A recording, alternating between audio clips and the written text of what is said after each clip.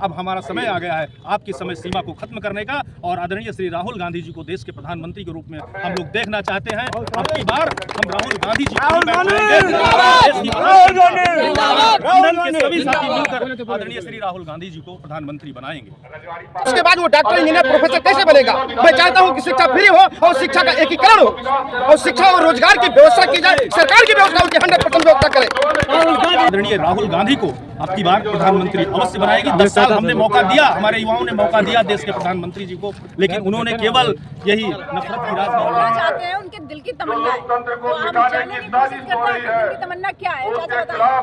मैं राजकरण यादव, मेरे दिल की एक तमन्ना है। मैं देश से पूछना चाहता हूँ, जो बच्चा हमारा प्राइमरी से लेकर 8वीं तक तो सरकार के पैसे से या सरकार के क्रियाकलाप से पढ़ता है, उसके बाद उसकी शिक्षा की क्या व्यवस्था है? शिक्षा इतनी महंगी है, शिक्षा का मैं एकीकरण चाहता हूँ। ये मैं देश से पूछना चाहता हूँ, जो बच्चा मेरा वो कटोरे में खा रहा है और उसके बाद वो डॉक्टर, इंजीनियर, प्रोफेसर कैसे बनेगा? मैं चाहता हूँ कि शिक्षा फ्री हो और शिक्षा का एकीकरण हो और शिक्षा और रोजगार की व्यवस्था की जाए। सरकार की व्यवस्था उनकी 100% व्यवस्था करे। अरे कहाँ हो रहा है? 8वीं तक आपका बच्चा पढ़ के बाद वो कहाँ पर डॉक्टर, इंजीनियर, प्रोफेसर बनेगा? शिक्षा कितनी महंगी हो गई? शिक्षा एकीकरण क्यों नहीं होता है? मैं ये देश से पूछना चाहता हूँ। आपको नहीं लग रहा है कि देश विकास करना सोचे मोदी जी को सब लोग विश्व गुरु कह रहे हैं? अरे विश्व गुरु कहाँ से कह रहे हैं? आपका बच्चा 8वीं के बाद डॉक्टर, इंजीनियर, प्रोफेसर कौन बच्चा बन रहा है जो प्राइमरी में पढ़ा? देखिए, आप कह रहे हैं कि बच्चा डॉक्टर बन जाएगा, यहाँ लोग चांद पे पहुँच रहे हैं, पहले जगह। अरे चांद पे पहुँच रहे हैं, वो उसका कार्य है, वो वैज्ञानिकों का कार्य है, वो देश में होता रहेगा, एक व्यवस्था है। हाँ, उसकी एक व्यवस्था है। हाँ, हमारे जो इन बच्चों के क्या हालात होगी? क्या आपका बच्चा नहीं होगा? आप बताइए, अपने बच्चों को डॉक्टर, इंजीनियर बनाने के लिए इसी व्यवस्था से कर पाएंगे आप? तो क्या लग रहा है राहुल गांधी जी 2024 चुनाव उसमें आ जाएंगे तो क्या बच्चे का भविष्य उज्जवल रहेगा? मैं उनसे पूरी उम्मीद करता हूं, और शिक्षा का एकीकरण और इन बच्चों के स्वास्थ्य, शिक्षा और रोजगार की पूरी गारंटी होगी। ये राहुल गांधी के कार्यकाल में होगा।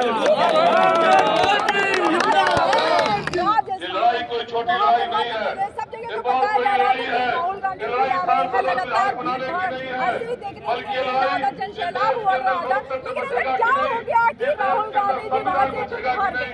ऐसा हम लोग देसी आदमी है, फरहा धान जो है वो उड़ जाती, असली धान रुके रहते हैं। हाँ, तो वो क्या सब लोग आए हुए थे, वो बुलाए हुए थे? वो बुलाए नहीं, जो जाना था, जो डेड हो गए, जो डेड हो गए। ओरिजिनल तो जनता हमारी है, जनता हमारे साथ है, राहुल के साथ है। ऐसा होने वाला है? अरे यहाँ तो बहुत ही अच्छा होगा, आप देख लीजिएगा। यहाँ तो राहुल जी बहुत कई लाखों से चुनाव जीत रहे हैं। कहा जा रहा है कि पिछली बार 50,000 वोटों से हारे थे, अब की बार 1,00,000 2 लाख वोटों से हारे। अब की 5 लाख वोटों से जीतेंगे। हाँ, इसकी मैं गारंटी करता हूँ। वोट से चुनाव करवा लीजिए, इसकी मैं गारंटी करता हूँ। करवाना चाहते हैं? अरे हम तो बैलेट पेपर से चाहते हैं पूरे देश में। अच्छा, आप क्या कह रहे हैं?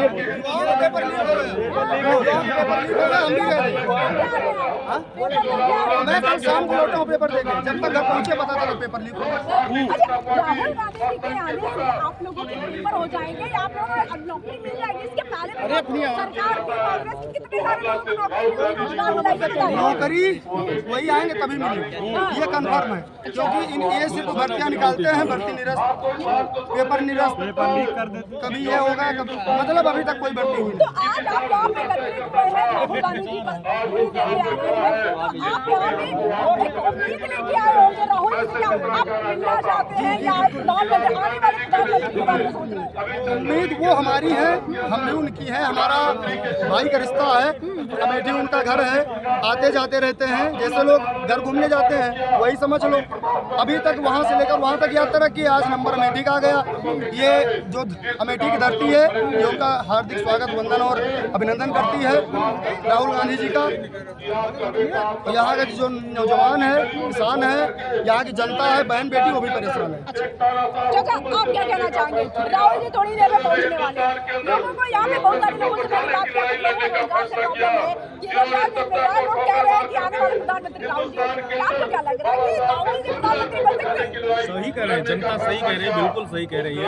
और राहुल जी अब की बार बिल्कुल प्रधानमंत्री बनेंगे। हमारी ये महान जनता, देश की जनता राहुल जी पर पूरा विश्वास कर रही है। जिस तरह से वो न्याय के लिए न्याय योद्धा के रूप में हम सब उनके साथ हैं, और इस लड़ाई में पूरा हिंदुस्तान का युवा जो बेरोजगार के लिए भटक रहा है, सड़कों पर भटक रहा है, अपने न्याय के लिए भटक रहा है, जिसकी जितनी भागीदारी उसकी उतनी हिस्सेदारी का जो मंत्र लेकर हमारे किसान आज जो सड़कों पर बैठे हैं, देश के प्रधानमंत्री जी को शर्म नहीं आती उन किसानों से मिलकर। वो छोटे हो जाएंगे, उनको छोटापन लग रहा है। वो केवल 3 हस्तियों से मिलते हैं, देश के महान पूंजीपतियों से मिलने में उनको रस मिलता है। वो हम अयोध्या धाम से आते हैं, और वो अयोध्या धाम में उन महान पूंजीपतियों को बुलाकर, अगर हमारे उन किसानों को बुलाकर उस प्रभु श्री राम के दरबार में उस मंदिर उद्घाटन में बुला लिए होते तो क्या वो छोटे हो जाते? उन्होंने किसानों के हक के लिए कभी नहीं काम किया है। वो केवल उन्हीं पूंजीपतियों के लिए काम करते हैं। बिजनेस हब बना लिया है, डीलिंग का सिलसिला चल रहा है, महागठबंधन को तोड़ने का सिलसिला चल रहा है। ऐसे गठबंधन को तोड़कर आप राज नहीं कर पाएंगे। सब लोग बीजेपी में जा तो रहे, जितने कांग्रेस के दिग्गज नेता थे सब तो चले गए कांग्रेस में, अब बचा क्या है? वो कांग्रेसी नहीं है जो जा रहे हैं। ये आने जाने का सिलसिला सब में चलता है। आप आएंगे, वो कोई उनकी अपनी निजी प्रतिक्रिया है, वो अपने निजी उनके विचार हैं। जिसको जहां आना है आएगा जाएगा, ये राजनीति के बिंदु हैं। लेकिन जो असली कांग्रेसी हैं, जो देश के लिए लड़ रहे हैं, नफरत की राजनीति के इस माहौल में जो हम लोगों के युवाओं को छला जा रहा है, इसके लिए हमारे देश की महान जनता एकजुट होकर और आदरणीय राहुल गांधी को अब की बार प्रधानमंत्री अवश्य बनाएगी। 10 साल हमने मौका दिया, हमारे युवाओं ने मौका दिया देश के प्रधानमंत्री जी को, लेकिन उन्होंने केवल यही नफरत की राजनीति पूरे देश में की और धर्म की राजनीति करने में उन्होंने एक मन बनाया, जिसके आधार पर उन्होंने 10 साल तक राज किया। 10 साल हमने देख लिया, हम लोग बेरोजगार हो चुके हैं, अपनी उम्र को गंवा चुके हैं, अपनी समय सीमा को गंवा चुके हैं। अब हमारा समय आ गया है आपकी समय सीमा को खत्म करने का, और आदरणीय श्री राहुल गांधी जी को देश के प्रधानमंत्री के रूप में हम लोग देखना चाहते हैं। अब की बार हम राहुल गांधी जी के सभी साथी मिलकर आदरणीय श्री राहुल गांधी जी को प्रधानमंत्री बनाएंगे।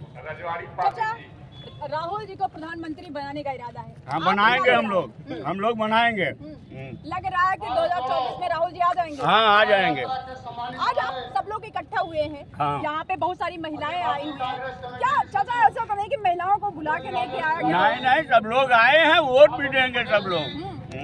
तो अब की बार लगभग पिछली बार 50,000 वोटों से हारे। हाँ, ना हारेंगे, जीतेंगे। ये क्या है यहाँ का माहौल क्या है? यहाँ का माहौल बहुत बढ़िया है। 5 लाख वोटों से यहाँ से जीतेंगी। जनता ने फिर से मन बनाया, भरोसा किया था स्मृति दीदी पर, लेकिन दीदी यहाँ से बिल्कुल धोखा दे दी हमारी जनता को बेवकूफ बनाकर, और वो वहीं बैठी दिल्ली में बैठकर अपने मस्ती मूड में वो कह सकते हैं हम उन दीदी को कि वो यहाँ की जनता को भूल गई। और जनता को जब भूल जाती तो जनता भी आपको भुला देती है। इसलिए राहुल जी पर ही भरोसा करेगी, और राहुल जी का घर है, वो अपने घर में। स्मृति ईरानी जी ने ऐसा क्या किया है कि आप लोग उनको पसंद नहीं करते? लगातार उन्होंने अमेठी के लिए विकास किया है, मतलब उनका कहना है, सभी लोग कहते हैं कि उन्होंने हर जगह पे रोड उन्होंने बनवाया, सब कुछ बनवाया।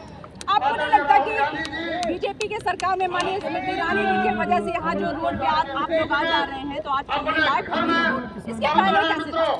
रोड, सड़कें, ये समय समय पर समय की देन होती है। जो भी सरकारें आएंगी सड़क बनाएंगी, उसका नियम है। आप भी जानती हैं, आप महान पत्रकार हैं, तो सड़कें बनाना उनका काम है। सड़कों का बजट होता है।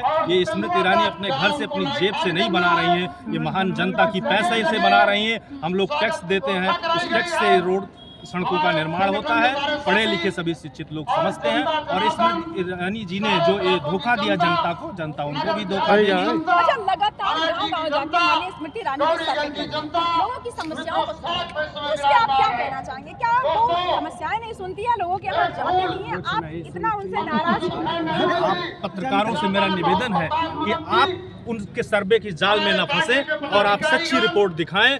बस हमारी जनता सच्चाई को ही देखना चाहती है। उनका सर्वे झूठा हो जाएगा, उस सर्वे में आपको अपने सर्वे में नहीं ले पाए, यही आपसे निवेदन है। आप सच्ची खबर दिखाएं। अयोध्या धाम से आपको मैं अपनी शुभकामनाएं देता हूं। केवल सच्ची खबर दिखाइए, हमारी जनता सच्चा उनको सबक सिखाएगी।